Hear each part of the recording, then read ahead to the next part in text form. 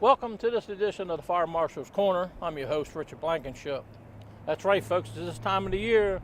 Christmas is just around the corner, and we want to pick that proper tree for our family so we can have a safe and happy holiday. Today, I'm here at the Lions Club's Christmas tree lot. Where's a better place to know about Christmas trees? These gentlemen that sell them.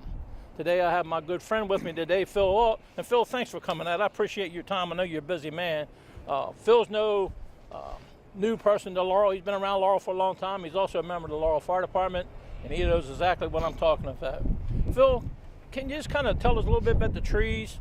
I know they got different types of trees, and if somebody comes in, they want to purchase one, what are they looking for? Because we want to make sure we have a safe tree. Oh, absolutely. This year we have the Canadian balsam, the Douglas fir, which is this one, a Fraser fir, and then a Canaan fir.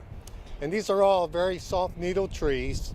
So basically what you want to look for when you're looking for your perfect tree for your house is to look over the tree, make sure you see no obvious brown on them, like there's burnt needles or anything. So look over the tree, find the shape you're looking for, and it's pretty much ready to go from there.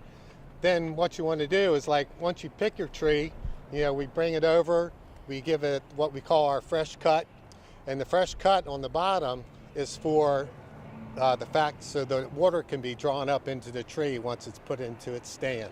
And it's very important for the people to make sure they keep that tree watered, correct? Absolutely.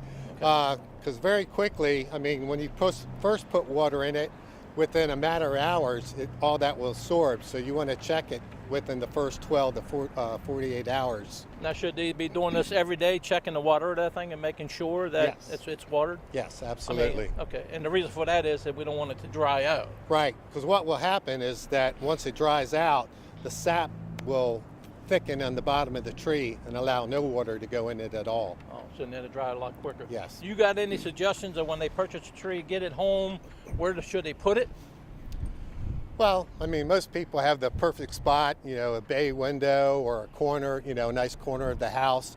Definitely want to keep it away from any fireplaces. Mm-hmm. Also, keep it away from heat vents.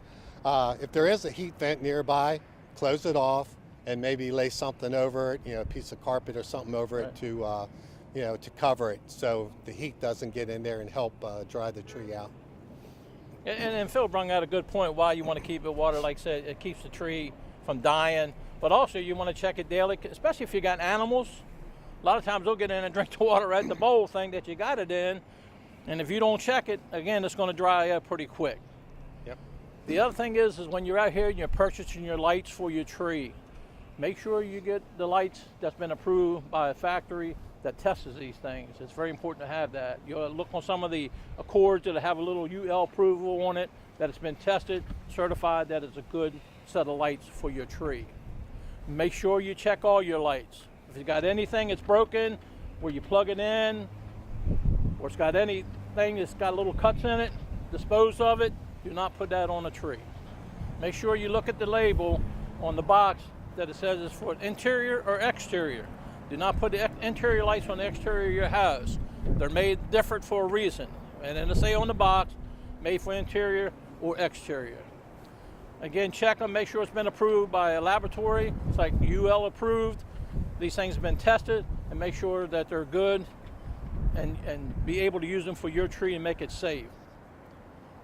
Again, for this whole thing, like I said, if anything, any of the connections are very loose, any cuts or anything inside your cords on there, dispose of those right away and purchase new ones. This whole thing about the tree, and we thank Phil for coming out today explaining about the trees, is we want to make sure that you have a safe tree and that you have a safe and happy holiday and fire free. That's what we want to do. And that's why it's important for you to make sure you water your tree daily and keep it, like Phil said, keep it away from any heat sources, fireplaces, heat vents and stuff like that. The other thing for Christmas time coming up with the trees, we got the Christmas gifts coming up. If you got any gifts that are going to require batteries, please make sure you purchase them and stock up on them. The 9-volt batteries, the AAA batteries that we put in the carbon monoxide detectors, Because every Christmas time, what'll happen is the kid will get a new toy and it needs a 9-volt battery. First thing people do is take it out of smoke alarm. And then what happens, we don't have a smoke alarm that's functional, and everybody says, well, I'll get a battery later, and it never happens.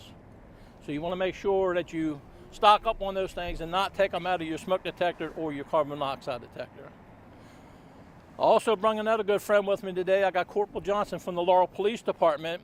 I'm going to bring him in here in a minute and just talk to you a little bit about shopper safety, why it's important that you need to understand this.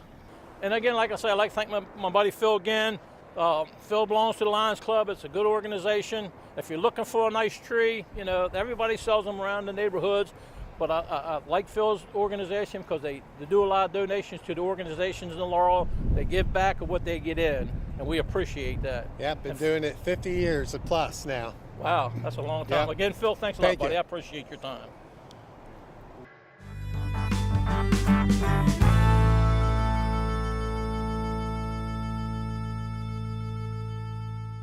Okay, folks, I'm back with my good buddy Joe from the police department. Joe's a corporal with the Laurel Police Department. Joe, thanks for coming out. I know you're busy, man. We talk a little bit about tree safety and stuff like that, but we also want to talk a little bit about shopper safety. What to do, should you shop in the daytime, should you shop at nighttime, and if you do both, what are the things you need to look at? Joe, what are some of the safety things these people ought to look at when they're out here shopping at Christmas time? Well, some of the safety things is shopping in the daytime. It's better to shop in the daytime.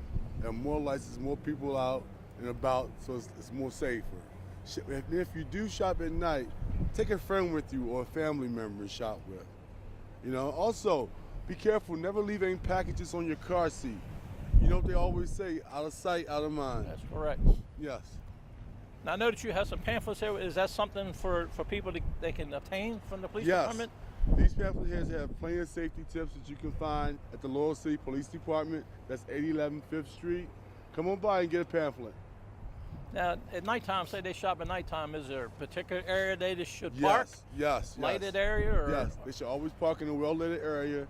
And also, listen to your gut instinct. If you don't feel it's safe to shop there, find another area to shop. Okay, good. I want to thank Joe for coming out, because Joe's a very busy person. He does a lot of daytime stuff with people and kids and everything else. And Joe, I just want to thank you for coming out today and giving these people some safety tips about what to look for when they come out and shop. Well, thank you. We want to make it safe for the people in Laurel to visit and shop and live in this area. The men and women of the Laurel Police Department wish you all a happy holiday. Thank you and happy holidays. No problem. That wraps up our show for today. I'd like to thank the guys who came out today, Phil Up from the Lions Club, Corporal Joe Johnson, who came out today to help us out, talk a little bit about shopper safety. And I got to thank the guys here from Communications who come out and make this possible to air this show for you. On behalf of the Mayor and the City Council and the Office of the Fire Marshal, we wish you and your family a safe and happy holiday. And also, we talk a little bit, every time I mention when we have a show, we talk about smoke detector safety. Again, like I said, if you know your children are getting certain gifts that require batteries, please get those early so you'll have those so that people don't have to remove them from the smoke alarms. And remember, in 2018, in January of this year, we're changing over from the 9-volt battery to the 10-year sealed lithium battery, and we want people to start replacing those as the year comes on. So please do that. If you have any issues with the smoke alarms or you don't understand something about the smoke alarms, don't hesitate to call the Office of the City Fire Marshal at 301-725-5300, and we'll answer any questions you got pertaining to life safety issues, smoke alarms, carbon monoxide detectors. We'll be happy to help you out. And we'll see you next year on the Fire Marshal's Corner.